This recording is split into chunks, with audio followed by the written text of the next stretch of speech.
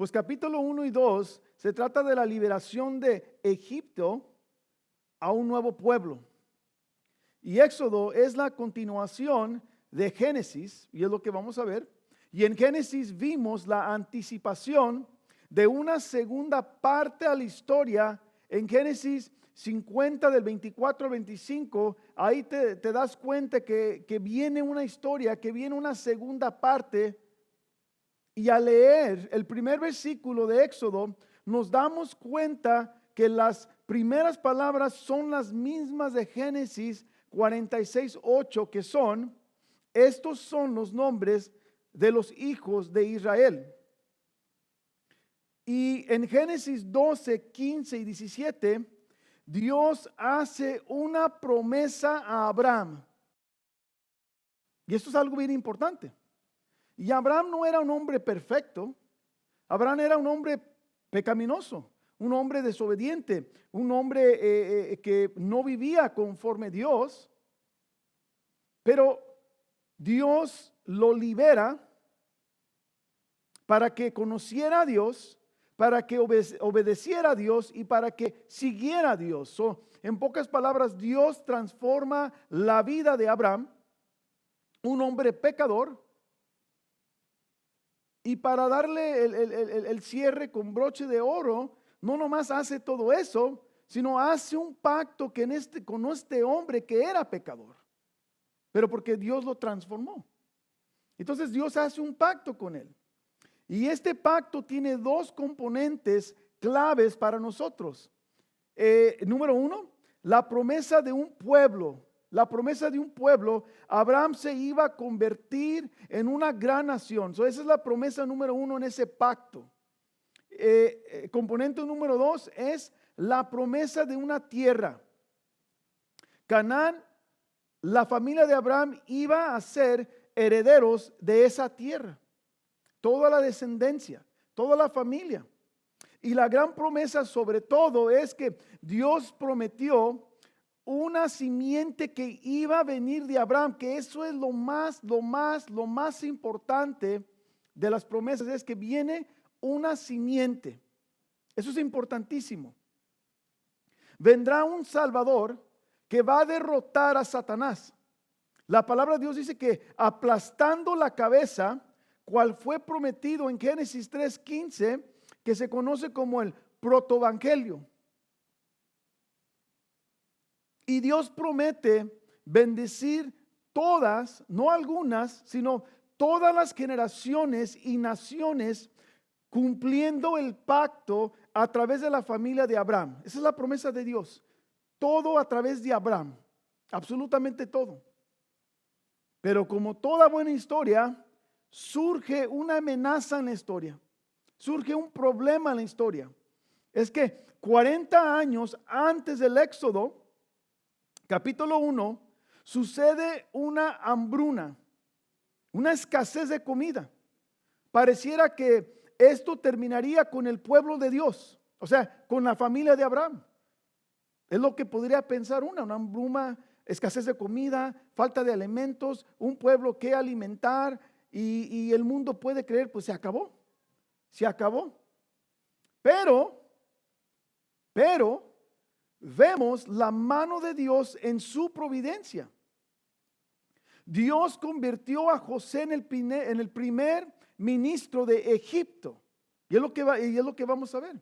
Y José, un hombre sabio y un hombre fiel, elabora un plan para almacenar trigo en todos los años que la cosecha es abundante. Eso hay un plan. Sabemos que viene una hambruna, pero este hombre de Dios, José, que es el primer ministro de Egipto, hace un plan y dice: voy a juntar comida, voy a almacenar comida. Ahorita que hay comida en abundancia, en vez como muchos de nosotros cuando hay comida nos la acabamos todo como si no hay un mañana, José dice: espérame, vamos a porcionar, vamos a alzar, vamos a almacenar para cuando vengan los tiempos malos, ¿sí?, no suframos las consecuencias. Es lo que está haciendo, o lo que va a hacer José. Y José no está ayudando solamente al pueblo de Egipto, pero también ayuda a su familia y a su padre con este plan perfecto que Dios le puso en su corazón. Y gracias a la providencia de Dios, el pueblo fue bendecido y fueron preservados. Sí, o sea, no murieron. Dios los bendice, Dios los protege y Dios los preserva a través de este plan perfecto de José, el primer ministro. Ahora, 4 años más tarde, nos lleva al principio de Éxodo, al primer capítulo. Comienza el cumplimiento de la promesa hecha a Abraham. Ahí es donde la promesa se empieza a desarrollar. En Éxodo, en el primer capítulo, vemos. Y esto es el cumplimiento de una nación. Éxodo 1, del 1 al 5, vemos el cumplimiento. Fíjate lo que dice. Comienza con los nombres y comienza con un total de 70. Pongan atención, porque aquí viene lo grande del Señor. Comenzaron con 70, que eran los originales que viajaron 40 años atrás. ¿Ok? ¿Estamos ahí? Entonces, en los versos 6 y 7, vemos que esas 70 personas, fíjate cómo Dios es tan grande, esas 70 personas se convierten en una grande nación, multiplicándose inmensamente. Fíjate lo que dice Éxodo 1, del 6 al 7. Mira lo que está pasando. Dice, y murió José y todos sus hermanos y toda aquella generación. Pero los israelitas tuvieron muchos hijos y aumentaron mucho y se multiplicaron y llegaron a ser poderosos en gran manera, y el país se llenó de ellos. O sea, 70 personas, y ahora el país está abundando de ellos. Y noten algo, en el verso 7 de Éxodo nos conecta con Génesis 12 del 1 al 3. Hay una conexión. Fíjate lo que dice Génesis 12, 1 al 3. Porque vemos que ese plan se desarrolló en Éxodo. Mira lo que dice Génesis 12, 1 al 3. Dice, y Jehová dijo a Abraham, vete de tu tierra y de tu parentela y de la casa de tu padre y a la tierra que yo te mostraré, y haré de ti una gran nación, y te bendeciré y engrandeceré tu nombre para que seas una bendición. Bendeciré a los que te bendigan y maldiciré a los que te deshonren, y en ti serán bendecidas todas las familias de la tierra. Dios, esa promesa que le dio en Génesis 12, 1, 3, se empieza a desarrollar, ¿qué les dije? En Éxodo 1. El cumplimiento de la promesa se empieza a desarrollar. Los hijos de Israel, que el papá se llamaba Jacob, ¿sí? Los hijos de Israel, Jacob, al principio fueron bendecidos. Y lo vemos, la palabra lo dice. Fueron bendecidos porque conforme ellos iban prosperando, pero algo sucede, como en todo el mundo ahorita. La gente te ve prosperar y comienza la envidia, y exactamente sucedió lo mismo. La gente ve que empiezan a prosperar y empieza a comenzar la envidia y el resentimiento, y no nomás la envidia y el resentimiento, pero sucede algo con el pueblo de Egipto y empieza el temor imponerse en la vida de ellos, en su corazón. Y como Egipto tiene miedo, ¿por qué? Porque Israel, el pueblo, va multiplicando, va abundando. Egipto entra en temor y por consecuencia empiezan a oprimir el pueblo de Dios. Empiezan a oprimirlos. ¿Por qué? Por temor, por envidia y por resentimiento. Ahora, quiero que noten algo aquí. El éxodo comienza con un desconocimiento aparentemente universal del nombre de Dios. No se menciona. Así, al principio de la narración, pero se puede deducir que Dios está actuando en Israel. Lo podemos ver. Y en Israel y en el resto del mundo. Pero ellos parecen ignorar a Dios. Tanto Israel como el mundo. No lo conocen o se olvidaron de Dios. Pero el resto de la narración se refiere a ambas cosas. Dios sigue actuando en Israel y a través de Israel por el bien del mundo. O sea, lo que Dios le hace a Israel, el bien a Israel, el resto del mundo se beneficia también de las bendiciones de Israel de alguna manera.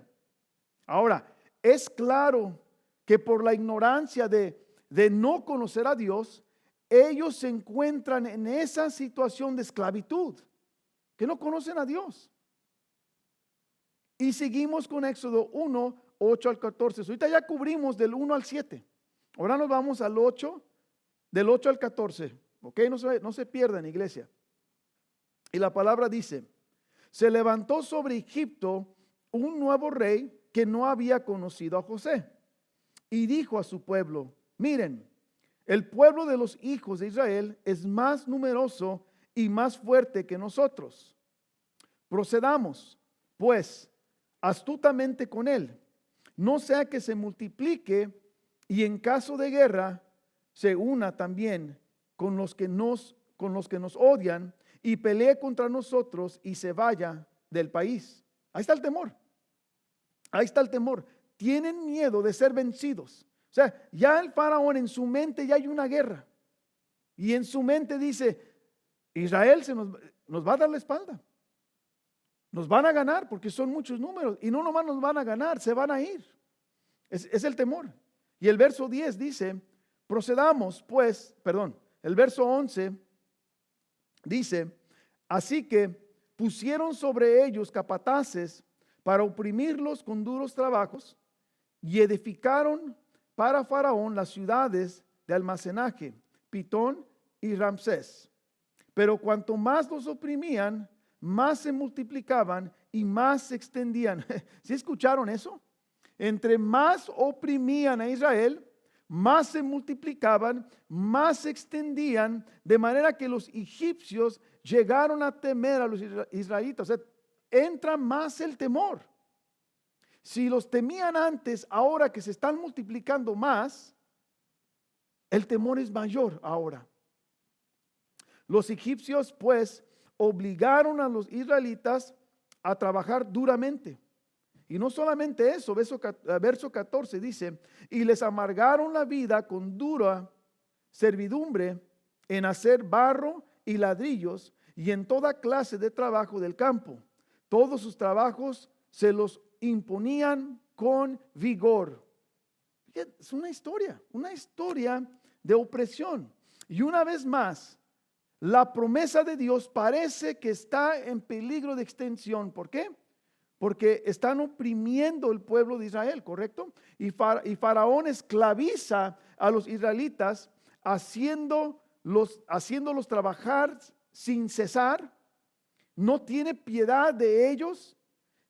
Él se asegura que no tengan tiempo para nada, que las fuerzas se les acabaran. ¿Para qué? Para que no pudieran rebelarse en contra de Egipto. Y los cansó tanto también, pues para que no tengan tiempo para con su esposa, para que no se multiplicaran también. Sí, o sea, hay niños aquí, pero sí me entienden, ¿verdad?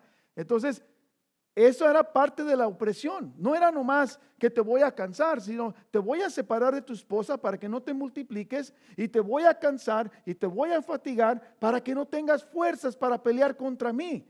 Ese es el plan del faraón. Y viéndolo con ojos humanos, podríamos creer: se acabó. El plan de Dios, o sea, se extinguió. O sea, ya no hay plan humanamente. Pero Él los esclaviza sin cesar. Pero fíjate lo que nos dice W. Ross Blackburn en el libro The God Who Makes Himself Known. Y dice así: así que despiadadamente hicieron trabajar al pueblo de Israel como esclavos y les amargaron la vida con duros trabajos, en haciendo barro y ladrillo y en toda clase de trabajos en el campo. En todos sus trabajos los hicieron trabajar despiadadamente como esclavos. El faraón los trató con mucha crueldad e incluso hasta latigazos recibían. La repetición del verbo servir subraya la esclavitud de Israel que Israel no es su propio amo, sino el siervo forzado de otro. O sea, ellos no estaban ahí porque eligieron estar con Egipto. Ellos estaban esclavizados, los golpeaban, porque estaban a fuerzas allí. No era por amor, no era porque amaban al faraón, estaban obligados a estar allí. Y al parecer las palizas eran habituales allí. El incidente de la paliza de Egipto en un hebreo no es un hecho aislado, sino son cosas que ya sucedían allí. Y queda claro cuando más tarde se nos dice que los capataces de egipcios golpeaban a los capataces hebreos. Vamos a ver, ellos recibían una paliza. Y en segundo lugar, la naturaleza de su servicio es profundo y violentamente opresivo o opresiva.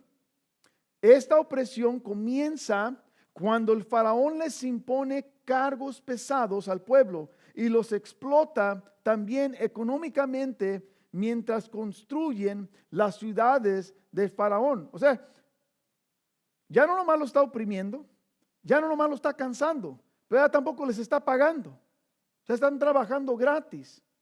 O sea, qué corazón de este señor faraón, qué maligno. Su maldad lo lleva a ir en contra de los hijos también recién nacidos. O sea, no fue suficiente.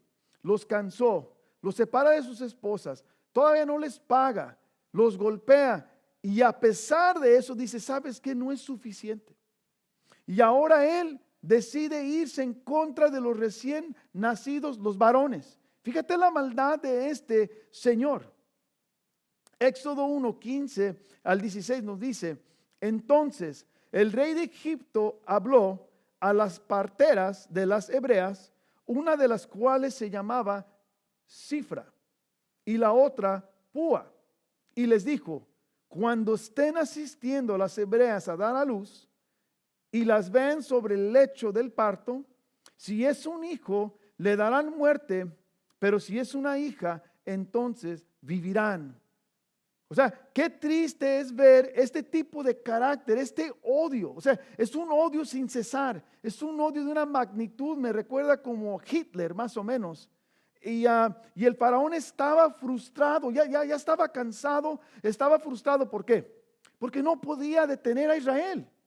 A pesar que les pegaba, los separaba de la esposa, no les pagaba, los cansaba, dice, no puedo. Oh, pero ¿sabes qué? Voy a matar a los bebés. Si no puedo con los grandes, mínimo no los voy a dejar ¿qué? Que se multipliquen. Voy a detener la multiplicación. Y Faraón está frustrado porque ninguno de sus planes están funcionando para detener ¿qué? El crecimiento del pueblo de Dios, iglesia. Él quiere detener el pueblo de Dios, cueste lo que cueste. Pero también este plan maligno falla. Otra vez se frustra. Fíjate qué grande es el Señor. Las parteras, pero ¿por qué falla? Aquí te vas a dar cuenta por qué un plan maligno no funciona con los hijos y las hijas de Dios. Fíjate por qué. El plan falla porque las parteras conocen a Dios. Esa es la diferencia. Las parteras conocen a Dios y no solamente conocían a Dios, iglesia, pero tenían temor de Dios, que esa marca la diferencia. Tú puedes conocer a Dios, pero si no le tienes temor, tú vas a hacer lo que tú quieras hacer, lo que te convenga. Pero ellas dijeron, no estuvieron dispuestas. Ellas desobedecieron y desafiaron al faraón maligno. O sea, no desafiaron a cualquier persona, a cualquier malillo ahí que andaba ahí con un palo de la escoba en la calle tratando de intimidar. O sea, este era el malo de malos. Este era el Hitler andando en ese tiempo. Pero ellas preservaron las vidas de los varones. Ellas fueron confrontadas. O sea, no las dejó así. Me imagino que el faraón dice, ¿qué está pasando? O sea, yo estoy viendo bebés, los escucho llorar, camino por el pueblo, están llorando. O sea, ¿qué pasó? Son confrontadas. Pero ellas le responden así al faraón. o a quien les confrontó a ellas, y les dicen, las mujeres hebreas dan luz antes de que pudieran ser atendidas. O sea, dicen, cuando yo llego allí, ya nacieron. Es la excusa que están dando ellas, ¿verdad? Y mira lo que dice Éxodo 1, 17 al 19. Pongan atención, no se me pierdan, iglesia, porque esto está tremendo, está bueno esto. Éxodo 1, 17 al 19, dice su palabra, dice, pero las parteras temían a Dios y no hicieron como el rey de Egipto les habían mandado. ¿Sí vieron? Sino que dejaron con vida a los niños. Y el rey de Egipto hizo llamar a las parteras y les dijo, ¿por qué han hecho esto? Y han dejado con vida a los niños. Las parteras respondieron a Faraón, porque las mujeres hebreas no son como las egipcias, pues son robustas y dan a luz antes que la partera llegue a ellas. Una vez más, el faraón no se da por vencido. O sea, es un señor necio, ¿sí ves? O sea, la maldad no se detiene. Dice, ok, no se da por vencido. Entonces, quiere exterminar el plan de Dios. Sea como sea, va a intentar de hacer todo lo que él pueda hacer humanamente para detener el plan de Dios, para exterminarlo. Y intenta o opta por el genocidio. Es la exterminación o la eliminación del sistema de un grupo humano por motivo de raza, etnia, religión, política o nacionalidad. O sea, él dice, los vamos a matar. That's it. El faraón ordena, ya cambió el plan ahora. Ahora el faraón ordena matar a los niños varones. Ahora dice, no nomás voy a matar a los recién nacidos, pero voy a matar a todo niño varón, a todos. Cada uno de ellos deberían ser arrojados al río Nilo ahora. Cada varón, aviéntenos, bebés, todos los que se encuentren, arrojarlos al río. Y los planes del faraón siguen siendo frustrados otra vez. Una vez más, la familia hebrea sigue obrando en favor de Dios. Esconden a su hijo recién nacido. Y yo creo que ya van pensando quién es ese niño que escondieron. Espero que conozcan la historia de Éxodo. Después de 3 meses, no es tan fácil esconder un bebé. ¿Sí? Llora, imagino que tanto los lloridos, ¿verdad? Y no puedes ocultar eso. Entonces, el bebé es puesto en una canasta de papiro. La preparan poniendo una sustancia pegajosa, poniéndole brea y asfalto para resistir el agua y para que pudiera flotar. O sea que la prepararon. No para hundirlo, no para ahogarlo, sino lo pusieron en una canasta para que flote en el agua y a ver qué pasaba con él. Pero mira cómo obra Dios. El río Nilo, escuchen, el río Nilo, ¿cuál era el río para matar a los niños? ¿Correcto? Ese río era para matar, para ahogar a los niños. Fíjate Dios cómo es tan bueno. Ahora es el río que mantiene con vida a un bebé. ¿Ves cómo Dios funciona? Dios cambia lo malo para bueno. Y él es encontrado por la hija del faraón ahora. O sea, ¿cómo trabaja? La hija del exterminador, así le puse yo. La hija del exterminador encuentra a este bebé y ella demuestra compasión y exclamó, fíjate lo que exclamó, dice, es un niño hebreo. La hermana del niño va con la hija del faraón y le pregunta, fíjate lo que le pregunta. ¿Sí? Pero sí escucharon antes. ¿Qué dije yo? La hermana del niño, hermana de sangre. Ella lo encontró en el río. Y la hermana del niño, el que encontró, va con la hija del faraón y le pregunta esto. Dice, ¿quiere usted que vaya y llame a una nodriza hebrea para que crea el niño por usted? Fíjate el plan de Dios. Y le contesta, ve, llámale. ella va y trae a la mamá. O sea, va y trae a la mamá. La hermana lo encuentra. La hermana va por la mamá, y ella viene y se la presentan para que cuide al niño. O sea, wow, esto está tremendo, esta historia. Está tremenda. Y ella misma lo crea en el verso 7 a 9. Fíjate, Dios no nos deja de sorprender en esta historia. Todos sus planes, iglesia, tienen que entender, siguen adelante a pesar de los obstáculos que se han presentado en toda esta historia. No hay nada en este momento que ha detenido el plan de Dios. Absolutamente nada. Sí hubo momentos de desafío, momentos tristes, pero nada lo detuvo. Este bebé se convierte en un miembro del corte real. ¿Por qué? Porque fue adoptado. Fue adoptado y le pusieron Moisés. Eso es Moisés, el gran Moisés. ¿Por qué le pusieron Moisés? Porque la palabra Moisés significa yo lo saqué del río. Es lo que significa Moisés. Fíjate la historia de Dios. Dios es bueno, iglesia, es bueno. Verso 10. Y fíjate, este va a ser el niño que les da la esperanza al pueblo de Israel. Ahora es el que va a ser el libertador de Israel, iglesia. Quiero que vean cómo el faraón ha sido vencido. Tal vez ahorita no lo han pensado. Pero el faraón es vencido por 5 mujeres en esta historia. 5, 2 parteras hebreas, la madre y la hermana de Moisés y la hija de faraón. 5 mujeres vencen al faraón. 5. Aquí vemos claramente la mano providencial de Dios. No es suerte, no es casualidad, es la providencia de Dios, iglesia. Cómo se llevaron la secuencia de eventos es totalmente asombrosos.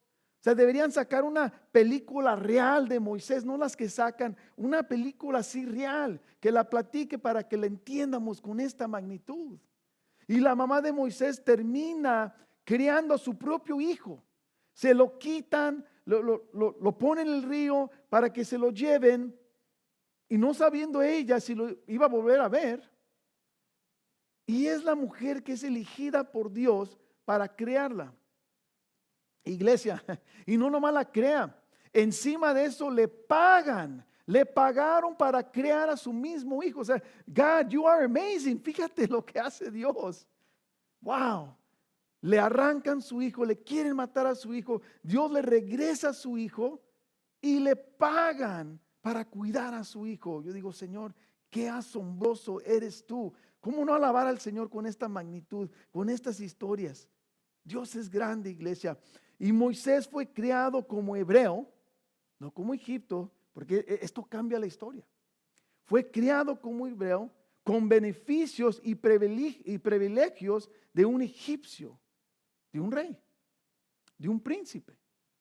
Criado como hebreo, pero con beneficios y privilegios de un príncipe. Wow. Ese es Moisés. Y mira lo que nos dice Esteban, el primer mártir, en Hechos 7:22, para confirmar, porque me están diciendo, Oscar, ¿de dónde te sacaste esto de la manga? Mira lo que dice la palabra del Señor. Dice, y Moisés fue instruido en toda la sabiduría de los egipcios, y era un hombre poderoso en palabras y en hechos. Aunque el nombre de Dios no es mencionado en estos versículos, pero sabemos que Dios es el autor de esta historia hermosa. O sea, nadie más pudo haber escrito esta historia. Nadie más fue el autor perfecto de esta historia. Y a través del autor podemos ver la mano poderosa de Dios que hace todo en su poder. ¿Para qué, iglesia? ¿Por qué está haciendo Dios todo esto? Hay una razón. Para cumplir con su promesa, para cumplir con el pacto que tuvo con Abraham. Dios es bueno. Y también esta historia nos debería llevar a reflejar la mano de Dios en nuestras vidas. Esto debería, iglesia, inspirar confianza en nuestras vidas. Toda esta historia, toda esta magnitud, todo este asombro debería inspirar a nosotros confianza de que Dios tiene control. Debemos saber que las promesas que Dios ha dado se van a cumplir, iglesia. Hay un sello, una garantía, que es el sello de Dios. Y si Él dijo, yo las voy a cumplir, yo puedo apostar mi vida, yo no apuesto, pero puedo apostar mi vida que Dios las va a cumplir. ¿Por qué? Porque lo estamos viendo aquí en Éxodo. Y vamos a pasar por momentos donde se verá el enemigo que va ganando. Yo sé, me ha pasado a mí, iglesia. Pensamos que ya estamos vencidos, pensamos que Dios no está con nosotros, pensamos que ya todo llegó a su fin. Dios no está conmigo, ya Dios me abandonó. Podemos pensar que ya no hay remedio, que ya todo se derrumbó, pero allí en medio de todo, Dios está obrando, iglesia. Dios está obrando aunque tú y yo no lo veamos. Se lo puedo garantizar. Acuérdate, Moisés es protegido. Dios lo mantiene a salvo de todo mal.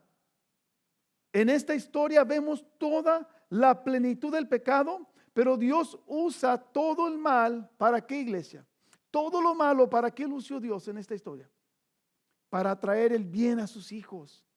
Todo el mal que la gente te quiere hacer, todo lo malo que está sucediendo, iglesia, Dios tiene el control. Todo lo malo, iglesia, que nos está pasando o nos ha pasado, yo tengo la certeza en mi corazón de que algo bueno va a suceder. ¿Por qué? Porque la historia me anima. No nomás es una historia, es un cuento, iglesia, es una verdad. Es una verdad. Y Dios usa este mal para traer bien. Hizo lo mismo con su hijo. Todos los malos propósitos fueron usados para el bien, su hijo Jesucristo. Mira, Hechos 4, 27 al 28 dice, en efecto, en esta ciudad se reunieron Herodes y Poncio Pilato con los gentiles y con el pueblo de Israel contra tu santo siervo Jesús, a quien ungiste para hacer lo que de antemano tu poder y tu voluntad había determinado que sucediera. O sea que toda la maldad de estos dos hombres, Dios la usó para el beneficio. ¿Para glorificar a quién? A Cristo. Dios actualmente está haciendo lo mismo en nuestras vidas, iglesia. Permitiendo que todas las cosas obren para tu bien, para mi bien. Dios permite ciertas cosas en nuestra vida. ¿Por qué? Yo no te voy a inventar algo, yo no sé. Pero lo que sí sé, que todo el mal que Dios permite en nuestra vida es para traer algo bien al final. Es para traer algo bien. Yo no sé qué, pero es para traer algo bien. Y debemos temer al Todopoderoso, iglesia. El que cumple todas sus promesas. Aunque Israel estaba en Egipto, a pesar de ser oprimidos y amenazados, el pueblo de Dios sigue adelante. Nada los podía detener. ¿Vimos? ¿Fueron detenidos? Fueron pausados tal vez un momento. Entró tal vez incertidumbre, entró tal vez miedo, pero el plan siguió. En cuanto Dios empezó a ejecutar su plan en Éxodo, aquí vemos que no se ha detenido. Esta historia también sirve o servía en el Antiguo Testamento para animar y darle esperanza al pueblo de Dios en sus momentos de guerras, en sus momentos de aflicciones. Les leían estas historias, conocían esas historias, así como te debe animar a ti, también nos animaba a ellos en el Antiguo Testamento. Y en el Nuevo Testamento vemos que se repite la historia del genocidio, se repite. Fíjate, en Éxodo, quisieron matar a todos los niños, Y en el Nuevo Testamento, el rey Herodes ordenó que todos los niños en Belén menores de 2 años fueran asesinados también. La historia se repite, iglesia. Lo mismo. Pero una vez más, el plan de Dios, ¿qué pasa? Se ve que no va a funcionar, ¿verdad? El rey Herodes ya va a matar a todos. Va a acabar con Cristo. Pensamiento humano. Tenía poder. El futuro de la promesa de Génesis 3:15 no se va a cumplir, porque Herodes va a acabar con el plan. Pero Dios frustra los planes de Herodes ahora. Fíjate, o sea, Dios es bueno. Y en el momento que se revela a José, ¿qué le dice el ángel a José? Vete, huye de Egipto. Qué ironía. Ahora regresa al primer lugar donde se ordenó a matar a los bebés. Fíjate Dios cómo se burla de ellos. Los saca de un lugar y lo regresa al lugar donde querían exterminar a los niños, y ahí se lleva al bebé Cristo con él. O sea, ¿a quién se le ocurre eso? A un Dios perfecto solamente. Y todos los planes de querer eliminar los planes de Dios vienen del gran enemigo de Dios. Viene de alguien. Y vienen de Satanás. Él intenta destruir al pueblo de Dios. Solamente así él puede destruir el plan de Dios. Si destruye el plan, si destruye al pueblo, el plan ya no existe. Según él. Pero el plan de Dios está en la descendencia de Abraham, y si Satanás destruye la familia de Abraham, podría alterar el plan de Dios, obviamente. Pero gracias a Dios que no fue así, iglesia. El Salvador nació, y no solamente nació, iglesia. El Salvador destruyó al enemigo y sigue intentando destruir a la iglesia, el enemigo. Él sabe que hay una promesa del Salvador. En Mateo 16:8, mira la promesa del Salvador. Y por eso las iglesias muchas son destruidas. Muchos pastores caen en las trampas del enemigo. Mira, él sabe que si hace esto, puede ganar. Dice, yo también te digo que tú eres Pedro, y sobre esta roca edificaré mi iglesia, y las puertas del Hades no prevalecerán contra ella. O sea, según él, el diablo quiere infiltrar las iglesias para que el plan de Dios sea eliminado. Pero no lo va a poder hacer. Porque no puede matar a Cristo. Él vive eternamente. Fíjate, esta es una historia real lo que sucedió. En Etiopía, por los años de los 60, se anuncia un comité nuevo que se llama DERG. Look it up. The DERG Committee. Que no crean que me lo estoy inventando. Ellos despreciaban y intentaban destruir a todos los grupos religiosos, pero apuntaban especialmente a los cristianos evangélicos.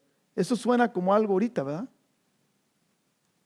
Toda la revolución cristiana que tomó lugar en aquellos tiempos hicieron que el comité DERG sospechara y etiquetara a los cristianos de espías, antipatriotas y una amenaza para la nación. El DERG reprimió a sus enemigos mediante encarcelamiento prolongados, torturas, negación de derechos y muerte. Eso es lo que le estaban haciendo a los cristianos evangélicos y a otros alrededor. Lamentablemente, esta persecución y propaganda patrocinada por el Estado también crearon un ambiente que alentó a algunos miembros de la iglesia ortodoxa etíope y a expulsar a los evangélicos de una institución social y asociación de entrenamiento llamado EDIR.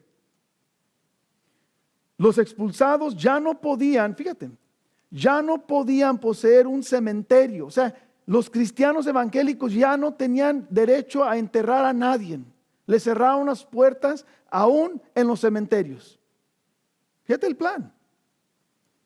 El gobierno estaba en oposición de los cristianos, sus iglesias, y ellas fueron clausuradas, impidiendo que se reunieran los cristianos.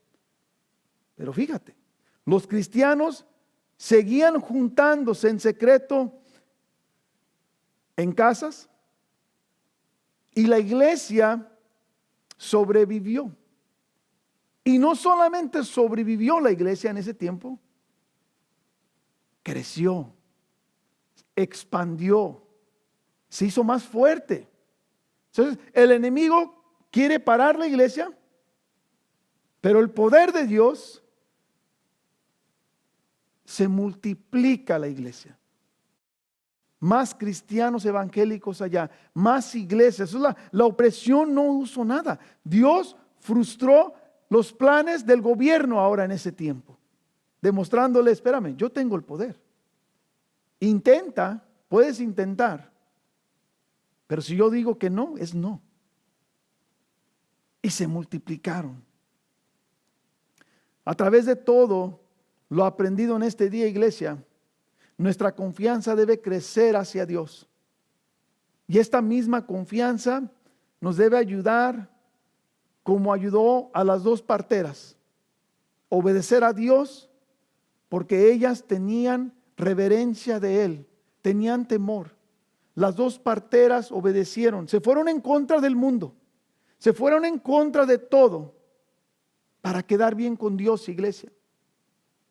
Y tú y yo estamos llamados a ir en contra del mundo, a ir en contra de todo, iglesia, cueste lo que nos cueste. Porque es mejor tenerle temor a Dios y no al hombre. ¿Y saben por qué muchos les tienen temor más al hombre y no a Dios? Porque no conocen a Dios. Hay mucha gente que le tiene más temor en la calle, más temor a lo que va a suceder en la calle. Pero le dices, ten temor a Dios, hacen todo lo que quieran hacer.